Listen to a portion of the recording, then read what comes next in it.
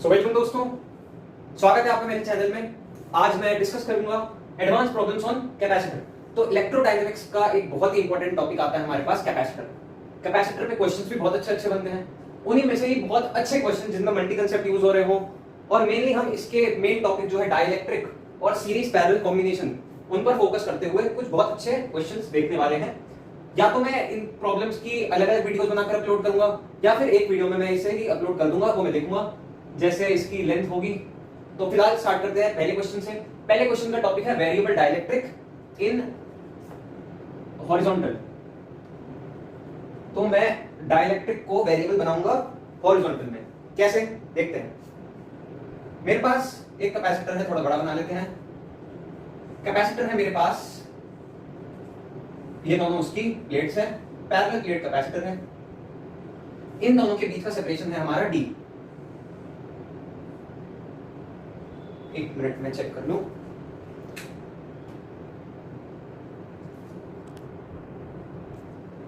हाँ, इन दोनों के बीच का सेपरेशन है हमारे पास d, और मैंने इनके बीच में डाइलेक्ट्रिक फिल कर दिया। अब हम कोई नॉर्मल क्वेश्चन करें तो उसमें मैं डाइलेक्ट्रिक कांस्टेंट फुल्ली फिल्ड दे रखा होता है। मैं यहां पर कुछ अलग कर रहा हूं। यहां पर डाइलेक्ट्रिक जो है ये वेरिएबल है। कैसा वेरिएबल है भाई? कि ये x के साथ, जो x एक्सिस है उसके साथ साथ लीनियरली वेरी कर रहा है।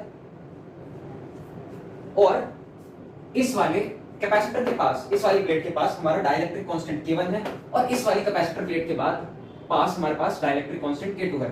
यानी ये इस डिस्टेंस में लीनियरली वेरी हो रहा है डाइलेक्ट्रिक K1 से लेकर K2 तक। ठीक है, हमें निकालना है नेट कैपेसिटेंस ऑफ कैपेसिटर। तो अगर आपको करने का आइडिया है तो स्टार्ट करिए, वरना मैं करता हूं। पॉज कर लीजिए, मैं करता हूं। चलिए, सबसे पहले हमें पता चल रहा है कि ये लीनियरली वेरी कर रहा है x में। तो अगर ये डाइलेक्ट्रिक कांस्टेंट, हम कैपेसिटेंस को लिखते हैं पैरेलल प्लेट कैपेसिटर का A epsilon naught by d। यहां पर एप्सिलॉन नॉट को हम रिप्लेस करते हैं किसी दूसरे डाइलेक्ट्रिक से K एप्सिलॉन नॉट में। ऐसा ही करते हैं हम। अब यहां पर जो K है ये हमें पता होना चाहिए। यहां पर K हमारा फिक्स नहीं है, ये वेरी कर रहा है K1 से लेकर K2 तक इन केस ऑफ x में। x में लीनियरली वेरी कर रहा है। तो मैं इसकी एक फंक्शनल इक्वेशन चाहूंगा। ये कैसे वेरी कर रहा है लीनियरली? तो मुझे पता है equation is of the type ax plus b, या फिर a plus bx टाइप की कोई इक्वेशन होगी where a and b are constant. ठीक है, k की इक्वेशन लिख रहा हूं क्योंकि हमें डाइलेक्ट्रिक कांस्टेंट चाहिए। अच्छा, लीनियरली वेरी कर रहे हैं, इस टाइप की इक्वेशन होगी, हमें पता चला। अब a और b कांस्टेंट क्या है ये हमें निकालना आना चाहिए। कैसे निकालते हैं देखिए। सबसे पहले हमारे पास कुछ क्रिटिकल पॉइंट्स हैं जिस पे हम इस इक्वेशन का इस्तेमाल कर सकते हैं। वो कौन कौन से पॉइंट है? एक x इक्वल्स टू 0 और एक x इक्वल्स टू b, क्योंकि यही दोनों पॉइंट्स है जो हमें बता रहे हैं कि इन पॉइंट्स पर कौन कौन सा डाइलेक्ट्रिक कांस्टेंट है। तो मैं दोनों पॉइंट्स पुट करूंगा at x equals to 0, k equals to a into 0 plus b, यानी b आ गया हमारे पास k, और k x इक्वल्स टू 0 पर क्या है? k1, तो b आ गया हमारे पास k1। ठीक है, आगे करते हैं। दूसरा क्रिटिकल पॉइंट है हमारे पास x इक्वल्स टू d। यहां पर हमारे पास k इक्वल्स टू k2 है, और a इंटू x की जगह हम डालेंगे b, प्लस b हमारा निकल गया है k1। तो डाल दीजिए, हमारे पास वैल्यू आ जाएगी इसकी k2 minus k1 by d, ये आ गया हमारे पास a।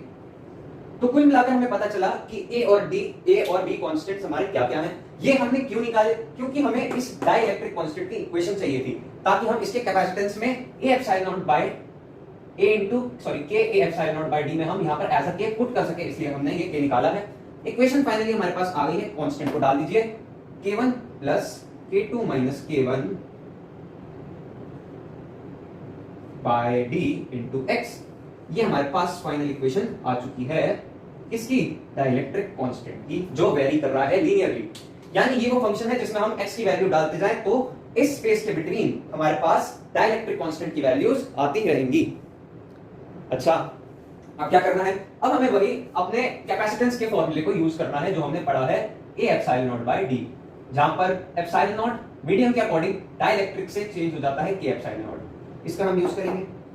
अब इसका डायरेक्ट यूज करने का मतलब है नहीं, क्योंकि समझिए ये क्या हमारे पास एक डाइलेक्ट्रिक लगा हुआ है नहीं ना, हमने माना है कि ये इस स्पेस के बीच में लीनियरली वैरी कर रहा है, यानी बहुत छोटे छोटे लेंथ के, बहुत छोटे छोटे डाइलेक्ट्रिक कांस्टेंट के, सॉरी डाइलेक्ट्रिक कांस्टेंट तो वैरी करेगा, बहुत छोटी छोटी ब्रेथ के ये हमारे बहुत सारे डाइलेक्ट्रिक स्लैब्स जिसे कहते हैं फिल हो रखे हैं इस दो पॉइंट्स के बीच में।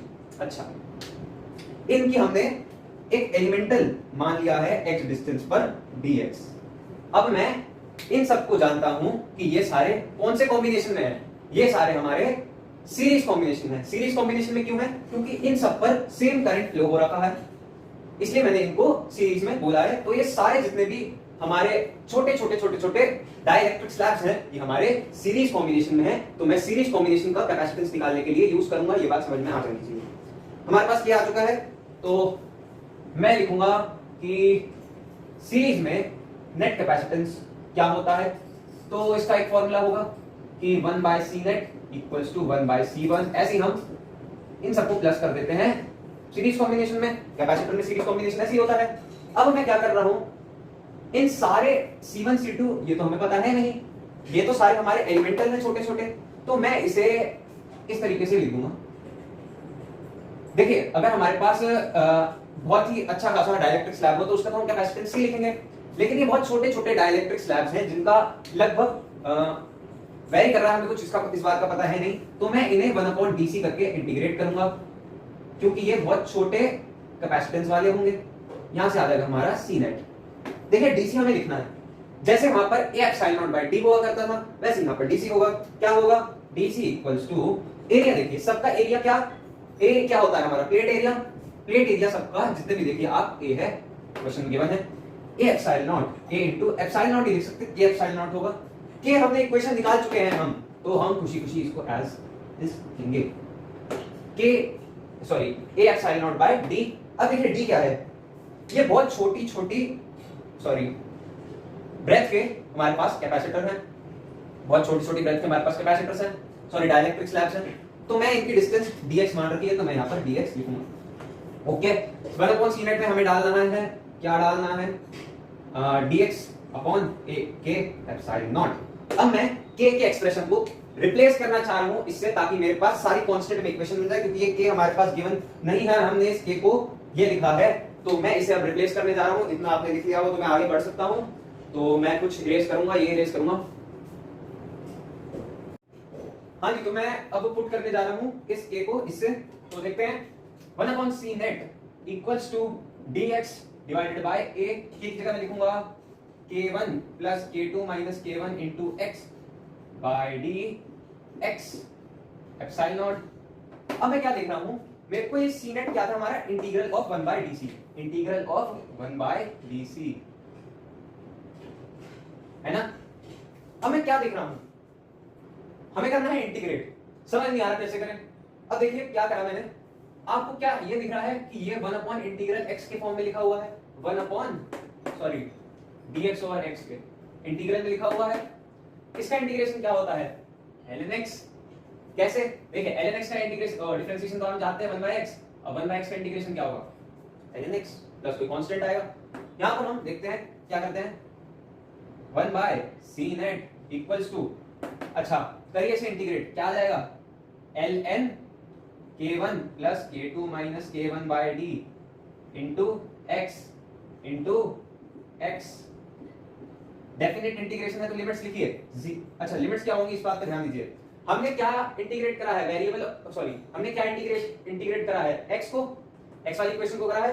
अब इसके हम डेफिनेट लिमिट्स क्या लिखेंगे, x कहां तक वेरी कर रहा है, 0 से लेकर, ये क्या डिस्टेंस भाई मैंने लिखा था ना d, 0 से लेकर d, तो इंटीग्रेट करेंगे 0 से लेकर d। ओके, नीचे क्या था हमारा एप्सिलॉन नॉट। अच्छा अब बात आती है एक बहुत बढ़िया, जब हम इंटीग्रेट करते हैं इसे क्या कहते हैं, इंटीग्रेशन का chain rule, k2 minus k1 by d भी आएगा नीचे, ये आपने मैथ्स में बिल्कुल पढ़ा होगा। ओके, इससे डिवाइड करते हैं जिसे इंटीग्रेट करते हैं, ठीक है, कांस्टेंट को। ओके, अब मैं c नेट का क्या डायरेक्ट रेसिप्रोकल ले लूं या फिर पहले लिमिट्स डालते हैं, लिमिट्स डालेंगे, मेरे पास जगह की बहुत भारी मात्रा में कमी है, तो मैं इसको साथ साथ बिगाड़ता जा रहा हूं, आप लिखते जाइए। अच्छा यहाँ पर मैं सबसे पहले 0 से d तक इंटीग्रेट करना है ना। सबसे पहले मैं d डालूंगा, d से d कट जाएगा, ऊपर क्या बनेगा k2 minus k1 plus k, तो ln k2, 0 डालूंगा फिर माइनस करके क्या आएगा, ये पूरी टर्म 0, ln k1, चाहे कुछ कैलकुलेट कर लीजिए, मेरे को विश्वास ना हो तो a epsilon naught 1 by c net, ऊपर क्या था d था ना। अच्छा जी अब ले लो रेसिप्रोकल, क्या आएगा k2 minus k1 a epsilon naught by d ln k2 by k1, ये माइनस जो होता है वो डिवाइड हो जाता है ln में। अच्छा तो ये आ गया हमारे पास फाइनल आंसर किसका, ये है क्या चीज, net capacitance of this system where dielectric constant is varying from k1 to k2 linearly with respect to x। तो इस तरीके से हम पहले फिर से प्रोसीजर को रिवाइज करते हैं। देखिए मैंने क्या किया, ध्यान से देखिए, मैंने क्या किया, सबसे पहले मैंने एक इक्वेशन बनाई। कौन सी इक्वेशन बनाई, डाइलेक्ट्रिक कांस्टेंट, क्योंकि हमें पता नहीं था कि हम इस कैपेसिटेंस के फॉर्मूले में जो हमारा k a epsilon naught by d था, इसमें k क्या पुट करें, तो इसके लिए हमने ये वाली इक्वेशन निकाली थी, यहां पर आपने लिख दिया अभी।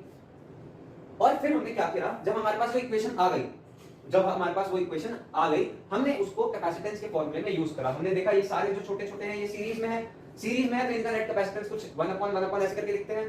तो मैंने डीसी जो एक एलिमेंट का कैपेसिटेंस है वो निकाला, उसके बाद मैंने इसको इक्वेशन में डालकर इंटीग्रेट करा।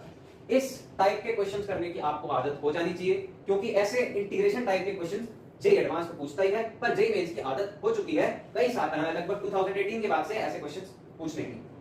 अच्छा तो फाइनल आंसर ये आ गया। अब इसी पर बेस्ड एक डेवलप, इससे और डेवलप क्वेश्चन करते हैं नेक्स्ट वीडियो में, जहां पर मैं इस पे जरा सा चेंज करूंगा, देखते हैं अगली वीडियो में क्या चेंज करूंगा। तो फिलहाल अगर आपको समझ में आया हो तो नेक्स्ट वीडियो पे बढ़ जाइए। ओके, वैसे क्वेश्चन और हैं मेरे पास, चलिए करिए, बाय।